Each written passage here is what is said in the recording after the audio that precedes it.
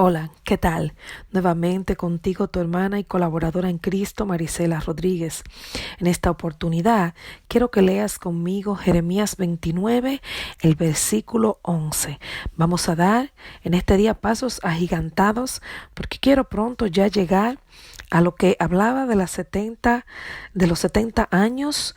Quiero llegar ya, después de Jeremías, quiero llegar a Daniel, pero quiero que conecte todo esto, pero lo vas a conectar hoy de una manera bastante agigantada. Las partes que quedan en el medio te toca a ti leerla y ir conectando cada uno de estos puntos que estamos trayendo. Y dice Jeremías 29:11 dice, porque yo sé los pensamientos que tengo acerca de vosotros, dice Jehová, pensamientos de paz y no de mal, para daros el fin que esperáis. Qué hermosa palabra. Señor dice, yo sé los pensamientos que tengo acerca de ustedes, pensamientos de bien, pensamientos de paz, para darle lo que ustedes desean. Dios quiere bendecirnos.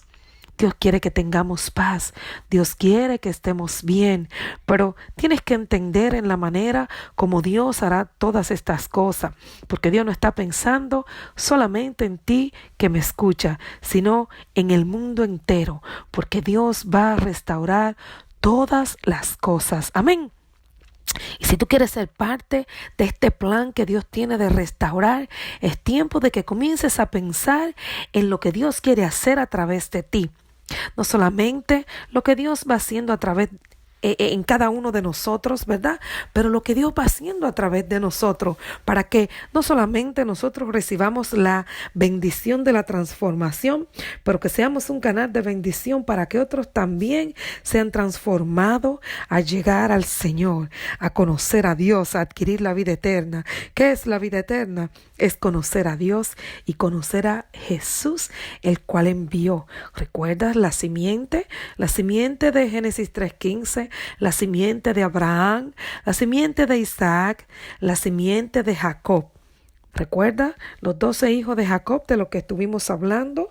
Que los levitas pasaron a ser herencia de Dios para servir a Dios, y Jacob adoptó los 2 hijos de José y ahí se completaron 12 tribus.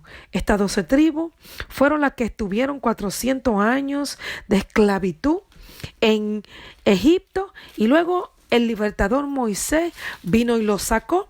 Estuvieron 40 años en el desierto. Durante estos 40 años estuvieron formándose como nación. Dios estuvo preparándolo 40 años en el desierto. Esto pasó todo en Éxodo, libro que escribió Moisés, Levíticos, que está dedicado, se llama Levíticos exactamente porque viene de Leví. ¿Qué es lo que hacen los levitas? Es la preparación a los que iban a ser sacerdotes, de lo que hemos hablado algunas veces, de la genealogía de Aarón, que fue elegido. Aarón venía de los hijos de Leví. Recuerda algo. En muchas ocasiones vas a oír hablar de la generación de Efraín, la generación de Leví, la generación de Judá, pero ya esta gente, ellos mismos, las 12 tribus de ellos fueron ellos. Los primeros, los hijos de Jacob, y recuerda los hijos de José. De aquí pasaron 400 años, y en esos 400 años ellos murieron y nacieron nuevas generaciones. Pero la cuestión es que cada generación se les siguió llamando los hijos de Jacob, y luego de los hijos de Jacob, entonces por tribu, los hijos de Judá, los hijos de Rubén, los hijos de Leví, los hijos de... Quiero que recuerde todo esto, los hijos de José, pero ya luego cuando eran tribus, los hijos de Efraín, los hijos de Manasés, pero Manasés exactamente ya había muerto, Efraín ya había muerto, pero se les seguían llamando como padres de cada uno de estas tribus. Los primeros patriarcas fueron Abraham, Isaac, Jacob, Israel y José. Estos 4 fueron los primeros patriarcas. Pero después las 12 tribus de Israel, Jacob, fueron cada uno padre de sus tribus, ¿verdad? Y de generación en generación se le llamó así. De hecho, vas a notar, algunas Biblias traen este mapa detrás del mapa de Israel, pero está dividido en los tiempos de la conquista. Vamos a saltar al tiempo de la conquista. Moisés está 40 años con el pueblo. preparándolo, pero luego pasa muchas historias que se cuentan en Números, no vamos a leer nada de eso, historias que se cuentan en Deuteronomio, entre ellas están los mandamientos, la formación, las 613 leyes que se le dio al pueblo de Israel a través de Moisés, leyes que aplicaban condición si se requería. En una ocasión decían que la herencia eran para los varones, pero en una ocasión hubo un padre que no tuvo varones y la hembra dijo, entonces el nombre de mi padre desaparecerá porque no hay varones, y Dios dijo, bueno, en el caso de ellas, sí, dale la herencia a las hembras porque es justo, y esta es una de las historias que me hace recordar el Espíritu Santo para que entendamos que las leyes de Dios nunca fueron hechas por las leyes en sí, sino por causa del hombre. Por lo tanto, no podemos anteponer la ley al bienestar del hombre, sino que siempre hay que ver qué es lo bueno para todos.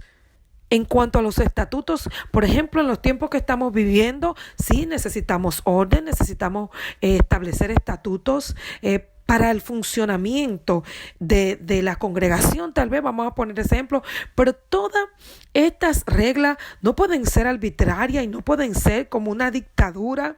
Por ejemplo, en una iglesia, por dar un ejemplo actual, fui y quieren obligar, hay una regla de que te vayas sentando adelante a medida que vaya llegando para que se vayan llenando los asientos y luego que no haya tanta brega de no hay asiento aquí, no hay asiento, sí, es muy buena la regla, no digamos que está mala, pero hermano, si llega alguien y dice, no me quiero sentar adelante, usted no lo puede obligar o decirle marqueado, decirle, usted no obedece, por Dios, cada quien tiene sus razones. Y hay gente que ponen una cara de machete y quieren obligarte. Óigame, las reglas tienen que ser flexibles, especialmente si una persona que está visitando por primera vez no quiere sentarse adelante. Usted no tiene que obligarlo. Esa es mi opinión. Creo que es una ley de hombre, es un estatuto de hombre, es muy buena para el buen funcionamiento, pero no puede ser como una dictadura y tú ser grosero queriendo obligar a la gente a que se sienten donde tú estás diciendo, porque el pastor dijo que hay que tiene que hacer y que se tiene que sentar, y arman de eso un escándalo y se vuelven groseros. Hay muchos ujieres que se vuelven groseros porque tienen que obedecer lo que el pastor dijo y no toman en consideración algunas circunstancias que se puede estar presentando. Amén. Y una razón que la persona, que tú desconozcas, pero que tal vez sea justa que la persona tenga para no quererse sentar adelante. Puede ser una persona que quiere estar cerca del baño porque hace mucho pipí y no quiere estar interrumpiendo, moviéndose. Pueden darse muchos casos. Solamente estoy poniendo uno. Algo inclusive simple. Verdaderamente hay personas que tienen problemas. Hombres en su próstata, mujeres que han dado mucha luz, tienen su vejiga bajita y van mucho al baño. Puede darse el caso. Una mujer con la menstruación, que cualquier cosa, puede ser una bobería y puede un día quererse quedar atrás. Entonces, ¿qué es lo que pasa? Vamos a decir, si la gente quiere llegar temprano, pero lo obligan a sentarse adelante y no quiere sentarse adelante, pues entonces va a decidir llegar tarde, nada más porque no quieren que lo obliguen a sentarse adelante. Entonces, o se va a sentir mal y no va a volver. Y te voy a decir, no es lo mismo bregar con una persona que ya es madura en el Señor, a una persona que no tiene nada todavía del Señor, o que no ha nacido de nuevo, o que es un bebé en el Señor. Hay que tomar, óyeme, el bebé en Cristo, hay que darle tiempo a que crezca. No podemos ser, así como tú no eres tan severo con el bebé que acaba de nacer, tú no lo tratas igual que un hijo de 10, de 15 años, así también con los nuevos creyentes, los nuevos hijos, las nuevas criaturas, y también con los que no conocen. Si no entienden, óyeme, vas a dar un mal testimonio tratando de obligarlo, poniéndote grosero. Es mejor ceder y conversar el acontecimiento con los pastores que son que te están mandando, pastor, y hacer algo que sea conveniente para todos, pero especialmente para el propósito de Dios. No olvides que no estamos en una congregación para establecer nuestras pautas a seguir y que se lleven como que sean ley, batuta y constitución, y no tomar en cuenta el propósito de Dios. Las almas son más importantes que tus leyes, que tus reglas. Lo voy a repetir de nuevo. Las almas son más importantes que tus leyes y que tus reglas. No importa qué tan buenas sean, sean para el orden y el buen funcionamiento de la iglesia. Siempre y cuando puedan dañar algo que tienen que ver con el propósito de Dios, tus leyes están en último lugar, muy en último lugar. No lo olvides. Así es que sigamos con esto. Ya pasamos Génesis, pasamos los primeros 5 libros de la Biblia, rapidito: Génesis, Éxodo, Levíticos, Números y Deuteronomio. Muere Moisés después de haber preparado al pueblo y Dios le dice: úngeme a Josué, que él va a ser quien va a entrar a la tierra prometida, a Canaán, a la tierra que Dios le prometió a Abraham. Si bien Abraham vivió en Canaán, Isaac vivió en Canaán, Jacob, Israel vivió en Canaán. Recuerda que ellos se fueron a Egipto, parte del cumplimiento, las cosas que tenían que pasar. Y de ahí salieron con Moisés y estuvieron 40 años en el desierto. Parte de las cosas que tenían que pasar. Ahí fueron formados como pueblo y como pueblo guerrero de Dios, porque ya estaban preparados para lo que venía. Porque si bien cuando se cayeron los muros, ellos no tuvieron que pelear, los muros los tumbó Dios.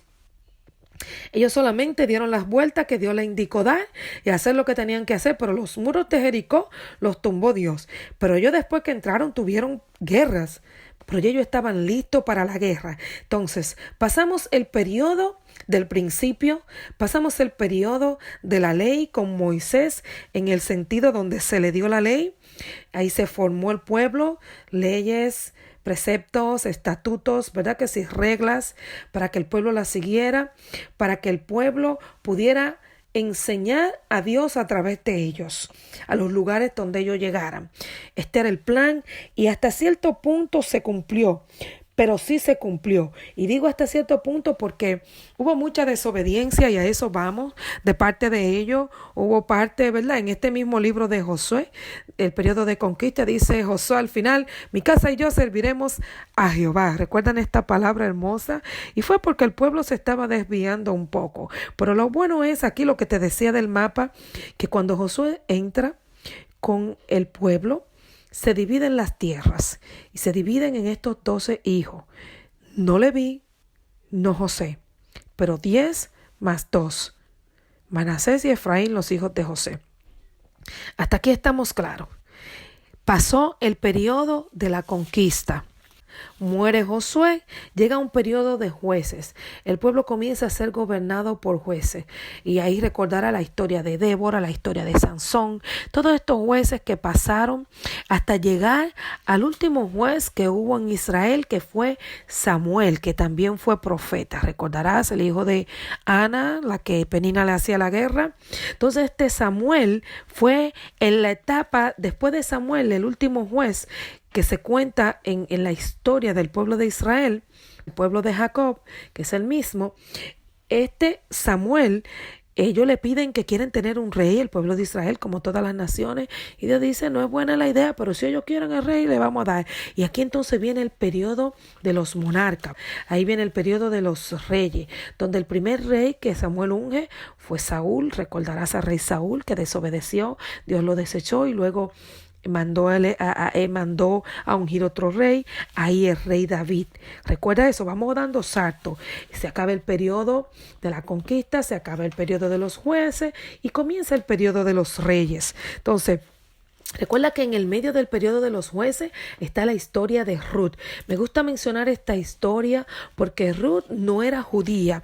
Ruth era de Moab, era lo que le dicen, todo lo que no es de Israel, proveniente de Israel, es gentil. Esta es la diferencia que se hace entre las demás naciones e Israel, los judíos y los gentiles. Por si acaso lo escucha, no es una manera despectiva, sino una manera de aclarar que eran personas no israelitas, no venían de los judíos, ¿verdad? Entonces viene el periodo de los reyes, después de esta Ruth, y te decía que me gusta mencionarla porque de la generación de ella es que viene la simiente también. O sea, ahí también Dios mezcló los gentiles con los judíos para traer la simiente de la cual él habló en Génesis 3:15, y le habló a Abraham, a Isaac y a Jacob.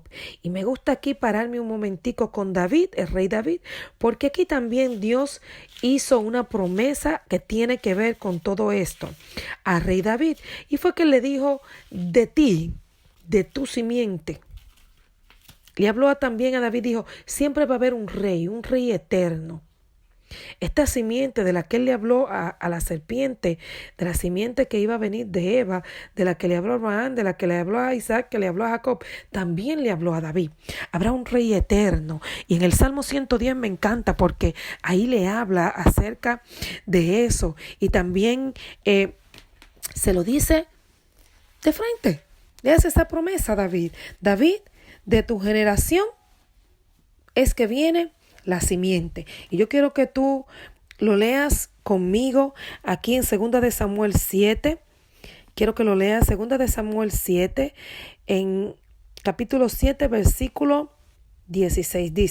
Le dice Dios, Jehová a David, y será afirmada tu casa y tu reino para siempre delante de tu trono, y tu trono será estable eternamente. Quiero que conectes este versículo con los deseos de bien que tiene Dios para cada uno de nosotros en Jeremías 29:11, porque esto tiene que ver todo con lo mismo. Los planes que Dios tiene, hablándole a David, este rey eterno, tiene que ver con los planes que tuvo desde el principio. Así es que conecta todo esto, porque el periodo de reyes acontecen cosas que parecieran como si el plan se va a perder, pero no, jamás. Lo que Dios prometió lo va a cumplir. Cosas han pasado, cosas están pasando y cosas seguirán pasando porque hay cosas que faltan por acontecer. Y es aquí este David que le da esta promesa. ¿Y qué es lo que pasa? ¿Por qué quiero que lo tomes en cuenta? Porque en el periodo de reyes, recuerda que Dios eligió a Salomón para ser generación de rey de David. Muere David, periodo de reyes, y gobierna en su lugar Salomón. Pero después del reino de Salomón pasa algo, y es que el reino se divide en dos. Y yo quiero que tomes en cuenta esta importante información de la historia. Y es que se divide en reino del norte y reino del sur. El reino del norte fueron 10 tribus que se unieron. Y el reino del sur fueron 2 tribus que se unieron. ¿Cuáles fueron las 2 tribus del reino del sur? Judá y Benjamín, el último hijo de Jacob.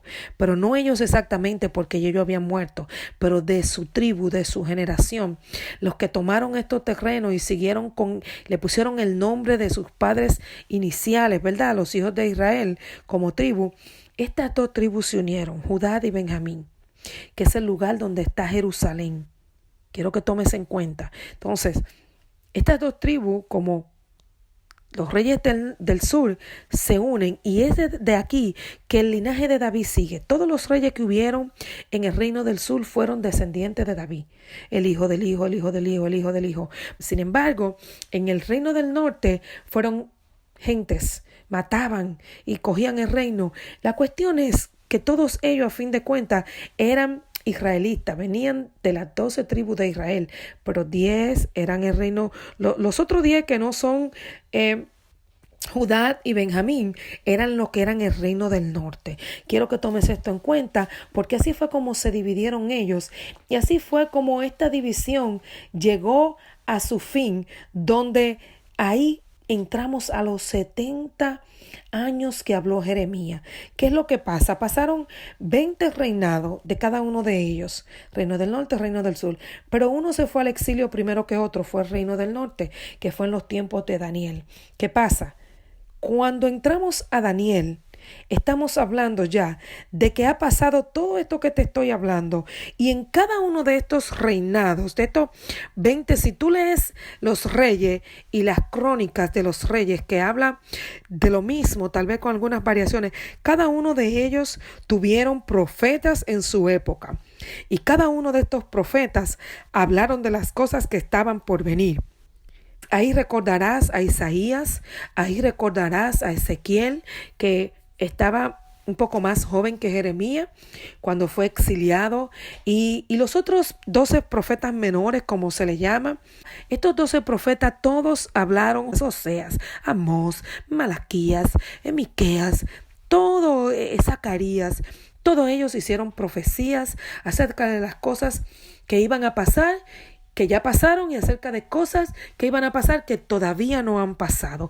Así es que yo quiero que tengas pendiente que cada uno de estos reyes en sus tiempos, si tú vas a ver que cuando tú leas va a decir rey de Judá, rey de Israel, porque al reino del sur se le llamó desde ese entonces reino de Judá, y a las otras 12 tribus, las otras 10 tribus, el reino del norte se le llamó el reino de Israel. Entonces, cada vez que tú veas que dice el reino de Judá, se están refiriendo a dos tribus, Judá y Benjamín, y cuando hablen de la tribu de Israel, del reino de Israel, la tribu, los reinos del norte, se está refiriendo a las otras 10 tribus. Tienes que hacer la diferencia entre estos: reino de Judá, reino de Israel. El reino de Israel, el reino del norte, reino de Judá, reino del sur. Judá, Benjamín y Judá. Y el reino de Israel son los otros, ¿verdad que sí? Entonces, quiero que tengas esto en cuenta y que tengas en cuenta que dice qué profeta estaba en esos tiempos. Eso es importante. ¿Por qué? Porque cada uno de estos profetas tiene algo que contar de la historia, de lo que pasó y de las cosas que todavía están por acontecer. Pero llegamos, hablando de estos reyes, ¿verdad? Llegamos al exilio, llegamos al tiempo, pasó. Toma en cuenta que en esos tiempos de esos reyes, especialmente pasó Isaías. Jeremías ya estaba mayor, que fue cuando habló de que se iban a ir y que iban a durar 70 años en el exilio. Cuando Daniel estaba hablando de la profecía de los 70 años, estaba recordando lo que Jeremías dijo en Jeremías 25:11, ¿verdad? Él lo habló. Jeremías primero habló de estos 70 años en Jeremías 25:11, y luego volvió a hablar al pueblo diciendo lo que Dios iba a hacer después de estos 70 años en Jeremías 29:10. Hoy leímos Jeremías 29:11 hablando del bien que Dios tiene para el pueblo y la promesa que Dios le hizo al rey David. Pasamos el periodo de la conquista, el periodo de los jueces y el periodo de los reyes. Y luego que pasa el periodo de los jueces es donde entra el libro del profeta Daniel. Ya había pasado Isaías y ya Jeremías estaba en sus últimos años, pero Daniel, Ezequiel estaba joven, más o menos, hay un hombre ya, pero Daniel era un jovencito cuando entró al exilio.